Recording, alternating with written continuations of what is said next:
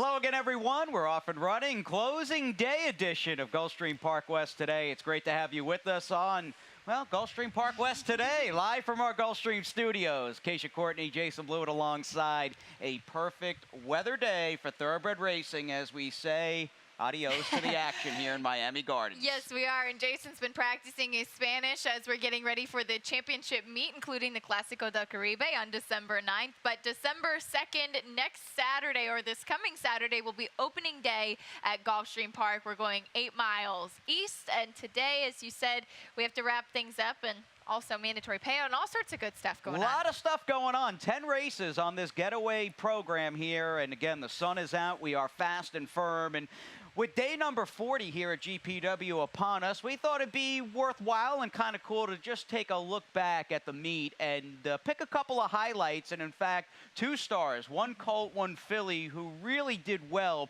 over the last 2 months or so in Miami Gardens. And the colt of the meet is Cantaclaro, who's won 3 of his 4 races this fall at Gulfstream Park West, is nearly 4 for 4, and the great thing about him is he's running in today's 9th race, which is kind of cool. Yes, he is, and there's some scratches in that race, I think, and we were talking about this before we came on today. It really does move him up a little bit, too. He's just been ultra impressive, winning on a wet track, on a fast track, taken off of the turf, you name it, and he has faced every challenge that's come to him. Now, Tony Ann's Miracle has faced every challenge successfully here at Gulfstream Park West and has just turned into a complete running machine. Of course, 2 back, she broke through the gate. Assistant started did a great job at grabbing her. They put her back in. She was fine, and she aired. We saw her once again as recent as last Friday. The result the same. And the fact that she's run 3 times this fall here, and she's won by almost 30 lengths combined in those 3 romps. It's pretty incredible. It took her a couple of starts to get going. She had some tough beats. She would be a very nervous type in the afternoon before the races started, and that was showcased when she did break through the gate. But she shows so much heart out on the racetrack, and I think the connections have just done such a fantastic job in putting her in the right spots and getting her geared up for the races. So she's been very impressive. Yeah, we'll look forward to her across town at Gulfstream Park as the championship meet begins in just 6 days. And speaking of trainer Larry Pilati, who's got a major player in Dino Dude coming up in Sunday's first race at Gulfstream West, he unleashed a really good looking and talented Jimmy Creed 2-year-old filly yesterday, and others will follow. Got a 79 buyer for the effort. And others will follow. It seemed like kind of everybody was following that horse, as she did go off as a very short price with Edgar Zayas in the saddle, but very impressive. And I'll be looking to see her stretch out even down the road. And I've been pretty impressed with Jimmy Creed offspring as a whole. He's got 18 winners during his first crop, and a stallion who's in the top 5, in fact, right behind Overanalyzed. Now, as far as the rundown today, we'll get you up to speed with the carryovers. We've got a couple of them in the mix, including that dollar rolling super high 5 that gets underway with a 2-turn turf mile in Sunday's first of about $3,500. Got that early pick 5 for 50 cents, and race number 1 as well. Acacia will have a ticket there. You'll also, Acacia, have a ticket coming up in the Rainbow 6 as we chase that carryover. And, well, we can't bring a carryover with us over to Gulfstream Park. No, we cannot. Next Saturday, December 2nd, the opening day, we will start fresh. So that means it is mandatory payout today, not just in the Rainbow 6, but also the super high 5 and the pick 5. So everything must go. Especially nice to start off with a little bit of a carryover in the Rainbow 6 sequence. You can expect that there'll be quite a bit of money in there. So get your share. Absolutely. It's all got to go. So the magic number, just 10 on this closing day edition of Gulfstream Park West today as we settle in for the action on day 40 of 40. And we turn our attention now, without further ado, to your first pick 5. And I'm wondering if you went even too deep in this first? Did you just use Dino Dude and the new face street code? I did. So you took the words right out of my mouth. Dino Dude's speed will certainly be key in here, but then you have a horse that's coming in, making his first start for Carlo Vacarezza after debuting in the barn of Chad Brown. High-priced son of Street Cry, so we'll see what we get from him. Dino Dude should be tough to beat. I think going 3 deep in race number 2, you have some horses that are just a little bit inconsistent in that race. My single is going to be you. The number 6 return to sender. Had some trouble at the start last time. I just hope today is the day for this filly because I've really liked her in her last few starts. Race number 4, it's not an easy comeback spot for Mo Cash, who we did last see in the Grade 2 Amsterdam at Saratoga, beaten just a neck by 3 rules in the carryback prior to that. He's got a couple of George Navarro runners that he has to deal with in here today and some others as well. But will be definitely interesting to see that 4th race this afternoon. And I'll just go too deep in the 5th race with some horses I think will succeed getting back on the grass. Nothing wrong with cashing out any sort of pick 5 with a good-looking maiden turf race, and we have that in Sunday's 5th. 2-year-old fillies, in fact, and you've got a couple have already run and run well. You've also got a Jason Service firster in the mix by Bodemeister, who has a Misael Jaramillo, as Jaramillo has 49 wins at the meet, 5 more than Edgar Zayas, who's got 44. Antonio Sano's got his 2nd consecutive training title here at GPW wrapped up. Things could, and it's probably a big long shot, but theoretically, as far as the numbers go, things could get a little interesting here if Edgar gets off to a really quick start on the day. Certainly could. He seemed to be catching up to Misael over the last couple of days with multiple wins on both Friday and Saturday. So it will certainly be interesting to follow that in Grupo 7C in the lead for the winning owner. And congratulations to Grupo 7C. They support this product year-round. Summer, winter, fall, spring, you name it. They've got horses with numerous trainers. Now, as far as Larry Pilati goes, in race number 1, as he looks to build upon a good-looking 2-year-old filly win midway through yesterday's card, he has got Dino Dude in race number 1 with Miguel Vasquez, and I think it's a simple case. There's really, do you want the speed as far as the subject line goes? Do you want the speed of Dino Dude or the unknown in the number 7 Street Code, who we'll see where he stands as he drops in from 8 and 10. I decided I wanted the speed, especially the way this turf course has been playing. We've just seen so many times that speed really has just been carrying the horses that are on the front end, and especially the way that this horse has run in his last couple. I know he's been beaten as the favorite, bumped down from 2nd to 4th 2 starts back, but Miguel Vasquez, he's back in the winner's circle quite often. We're glad to see him having returned from injury a few weeks back.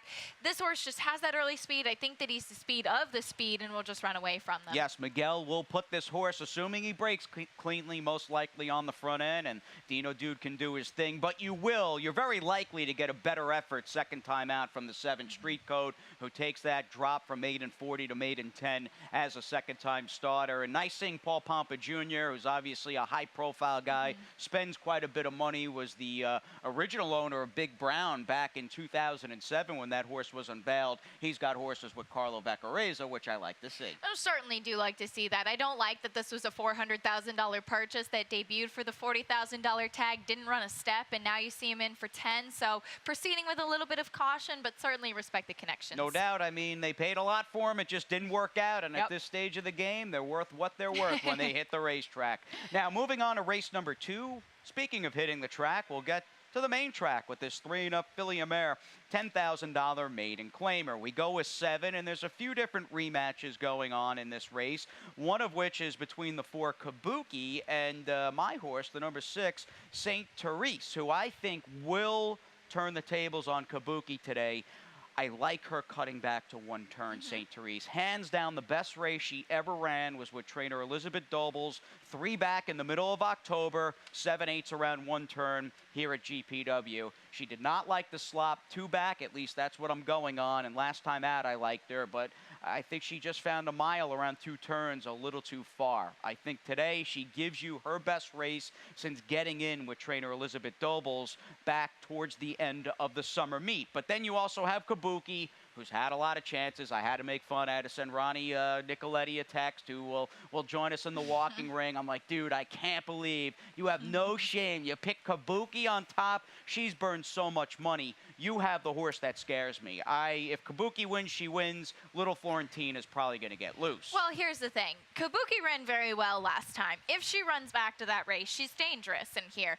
Little Florentina has a lot of speed, but she's never been on a fast main track. So there's a lot of questions in this race. As far as St. Therese goes, I do prefer the turn back in distance as well. She's 0 for 17. She's had a lot of chances. I know it's been with different connections at different distances on different surfaces, and I feel like that's kind of the similar theme with Kabuki. So that's why I said, just give me a horse that's going to be fast out of the gate. You have Apprentice Abby Medina, who's been riding well all Gulfstream Park West meet. Hopefully she can take to the fast main track, and it's not just that she prefers a wet track. It's unfortunately or fortunately, she's just gotten rain every time she's run. So we'll see how she handles the sunshine this afternoon. When this race was drawn as part of a double-day deal back on Wednesday, I said, oh, man, there's a good chance Sunday's going to be a washout because Little Florentina's entered. We'll see what happens. It's really between those three, and I'm anxious to see how they bet that race. Could be very close in the favorites department between Kabuki and the speedy Little Florentina. Now, race number 3 on the afternoon, you could take out the one Pure Ballerina, and the good news, not many scratches to report on this getaway day at GPW. Go with the field of 7 on the turf with these 3-and-up filly mare claimers in our first spotlight on the afternoon, and it's a good one. And a lot happened, and a lot in the tough luck, bad luck department with the number 3 on this particular day, Return to Senda. We'll just show you the break from the gate, and her race and her day was pretty much done. Field breaks, she's off a little awkwardly,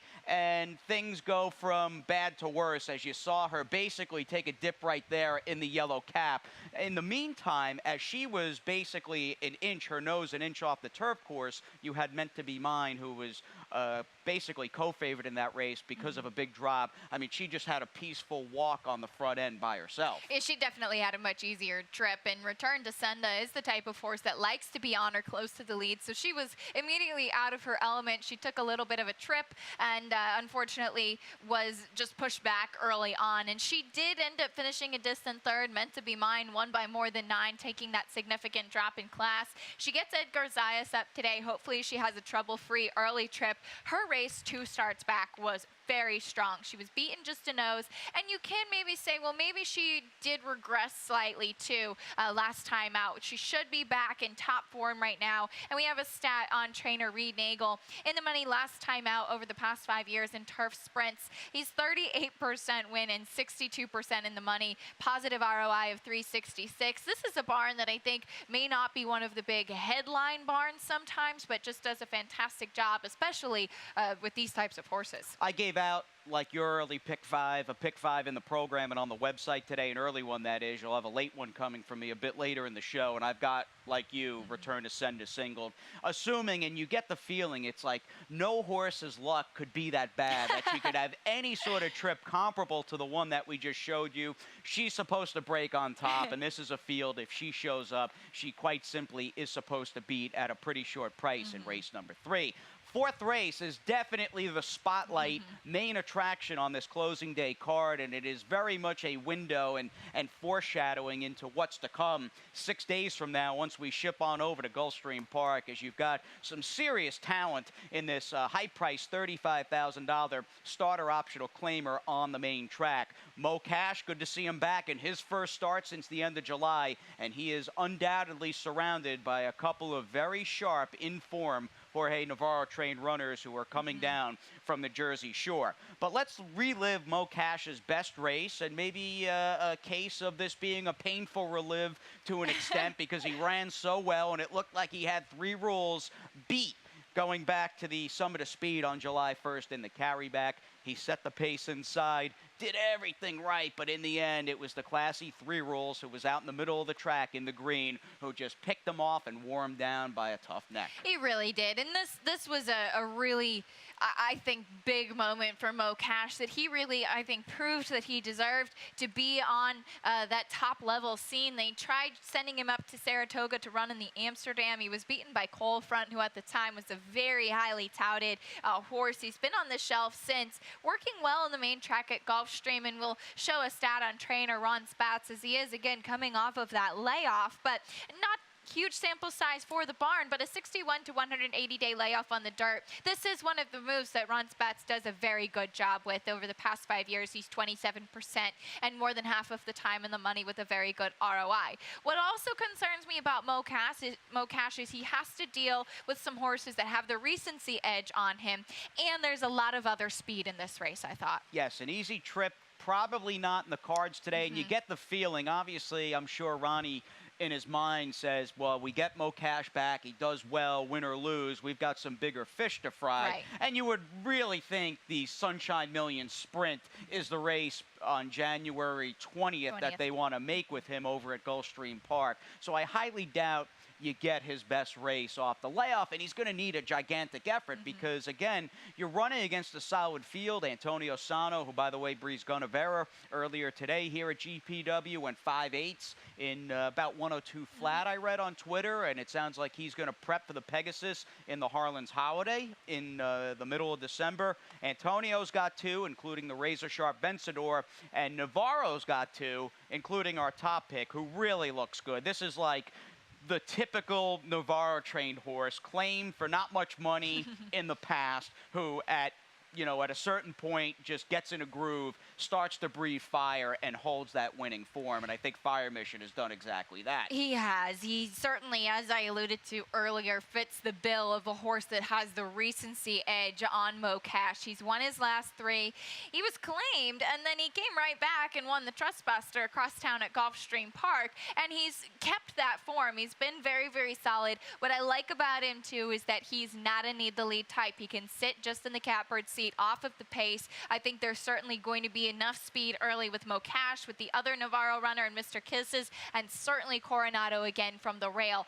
That, in my mind, sets up tactically for Fire Mission to just be right there and just waiting for that pace and to be able to make that run to the finish line. He's a tough, tough, tough son of the late Wildcat era, and a bit of a homecoming for a razor-sharp Florida bred who's looking for 4 consecutive wins, as we, of course, hope to pair up 6 consecutive wins in this closing day mandatory Rainbow Six Acacia's ticket, and a lot more after this.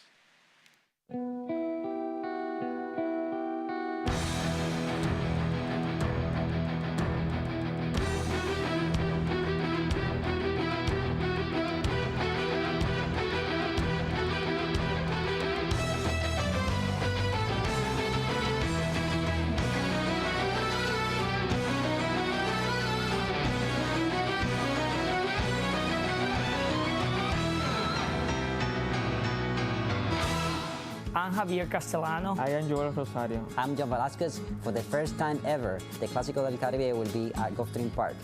Entertainment, special events, and the best horses from Latin America and the Caribbean. Right here in South Florida. Right here in South Florida. It's a thrilling, it's a popular, it's an international, the Clásico del Caribe. It's coming to Gulfstream Park. The Clásico del Caribe is coming to Gulfstream Park on December 9th. I'll be there. Will you?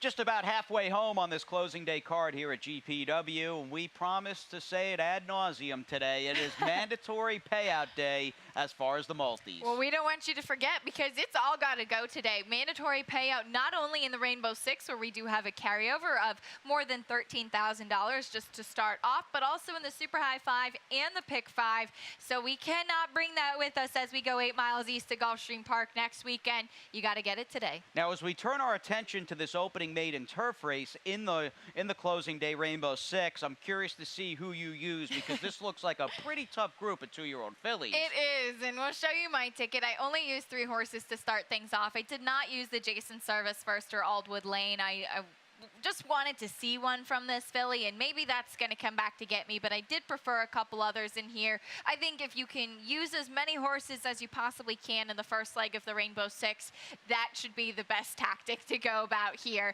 especially with 2-year-old fillies.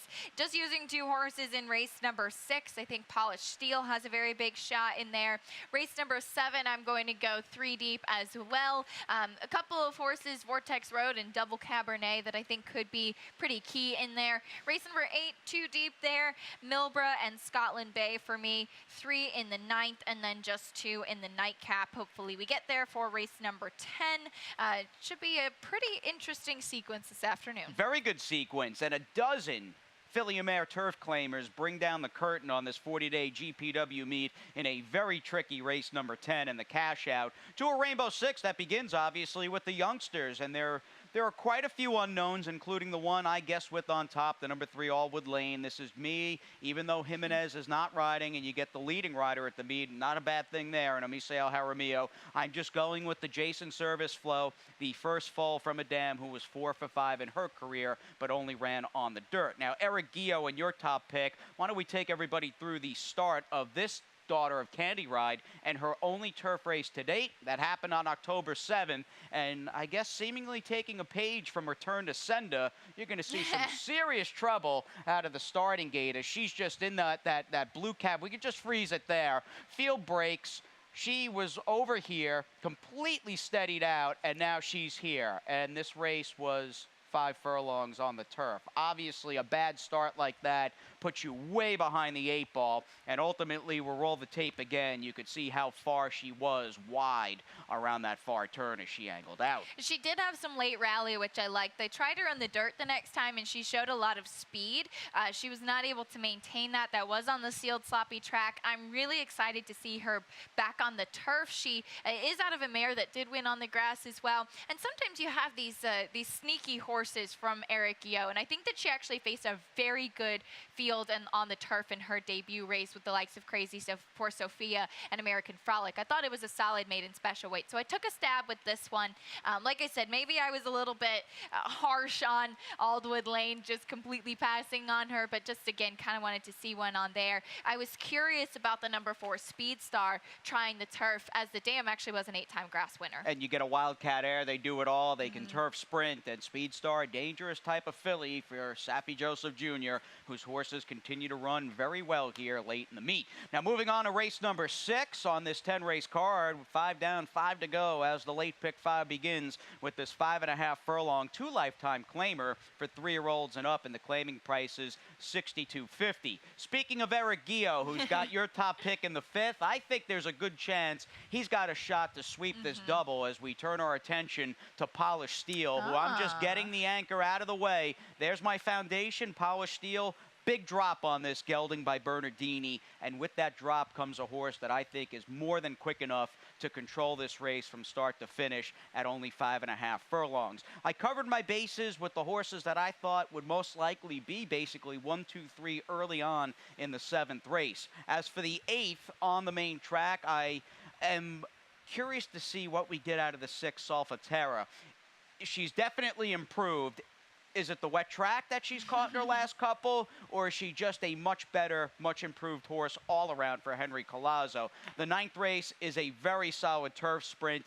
I think Mia is very dangerous, although to be fair, as you can see from the comment, there were a couple of major pace scratches in that race, including I'm a Wildcat and Difference Maker. Yes, and you're absolutely right. It could be a very fast pace in the nightcap, and that's a really fascinating way to close out this Rainbow Six and this Gulfstream Park West meet. Yeah, really good 10th race. There's plenty of ways to go, and maybe I just missed. I saw you had the number 1 horse, On a Star, who's done some good work. Big drop, and a horse who, no doubt, a mare who's danced some dances and has danced them well in South Florida in the past. She might be one on an $18 play. Maybe I'll include by the time the sequence rolls around. But I'm not trying to get too cute here. Polished Steel has been nowhere in his last 2 starts. His only 2 against winners, but they pull out all the stops with this horse today. And again, with that drop in Gaffleone, I'd be shocked, assuming he breaks cleanly, if he's not on the lead and clear early. Yeah, you do have speed with Key the Storm, but I don't think he's nearly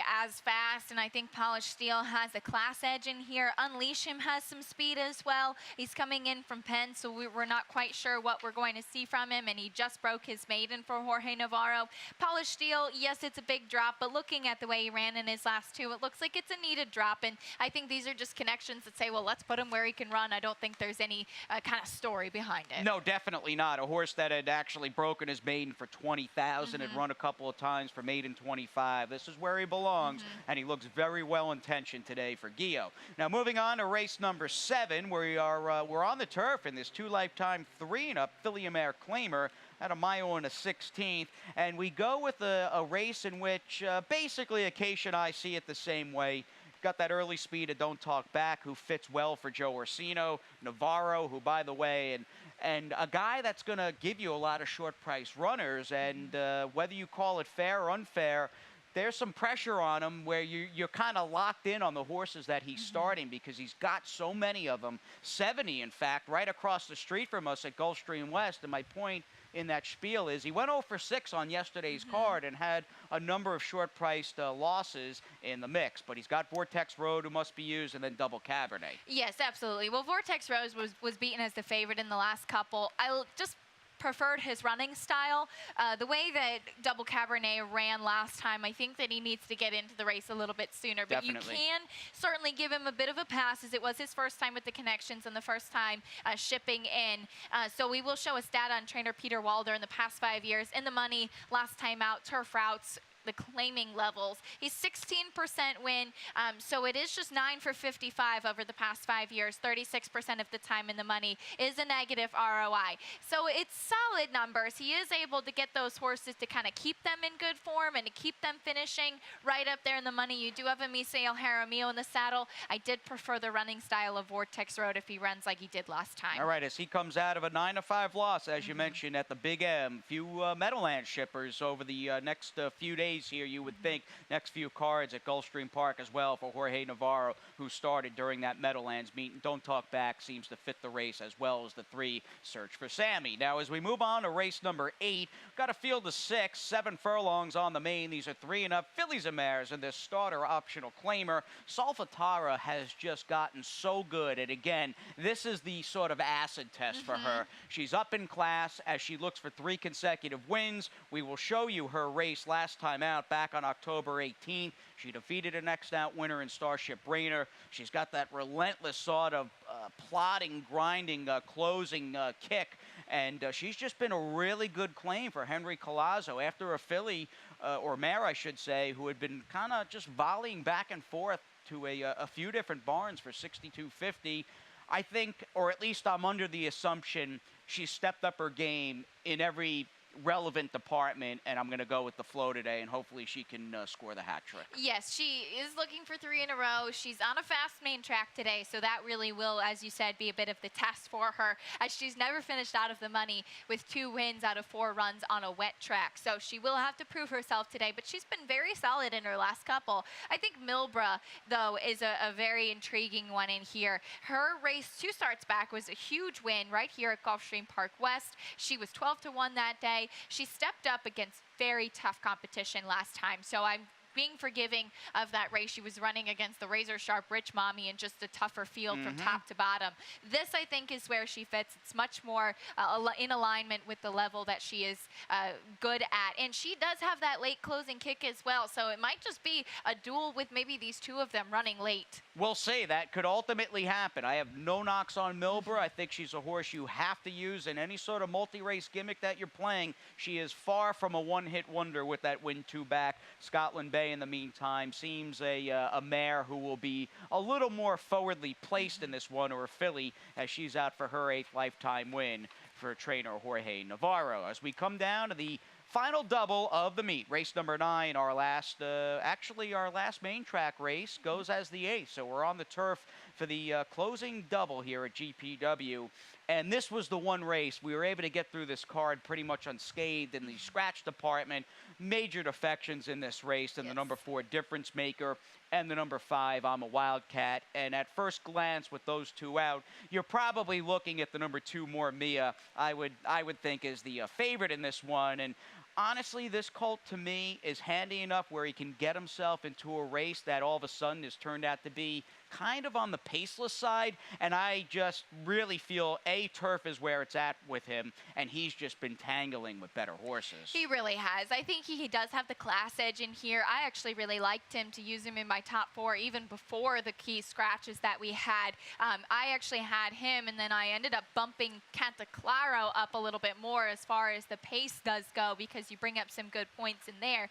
More Mia, his race 2 starts back. He ran against the likes of Extravagant Kid in the Green Parrot. I thought that was a very tough race. He has some class. I did prefer the 3 GQ cover-up, who I think has kind of turned the corner. If you look back to the race at the end of July when he ran against Croy, he was the horse that was just kind of rank early and dueling with Croy and showing a lot of early speed. Croy just becoming such a good horse for Armando de la Cerda, was able to pull away. And it seemed like the last couple of races, GQ cover-up has just kind of found out where he fits, and last time out that was going 5/8. Yeah, maybe 5/8 is actually where he just wants to run. You know, the races in the past going longer, there is no denying his last was a major step forward, and he might be the one that really benefits from the 2 speed scratches. I thought he could Certainly be up close and maybe, just maybe, wind up tracking the number 9, Cantaclaro, who, again, was one of our 2 horses of the meet, our colt of the meet, in fact, as he looks for another win. Now, as we wrap things up, race number 10, field of 12. We don't make it easy on you. No rest for the weary here, as you've got that group of a dozen. 3 and up, Philly and Mare, $8,000 claimers. Parity and at times inconsistency seems to really be sort of, to me, the 2 key operative words throughout this field for the most part. And I, as you can see, sided with horses towards the outside. Storm and Charlotte, the 8, the number 10, Channel Surfing for Navarro.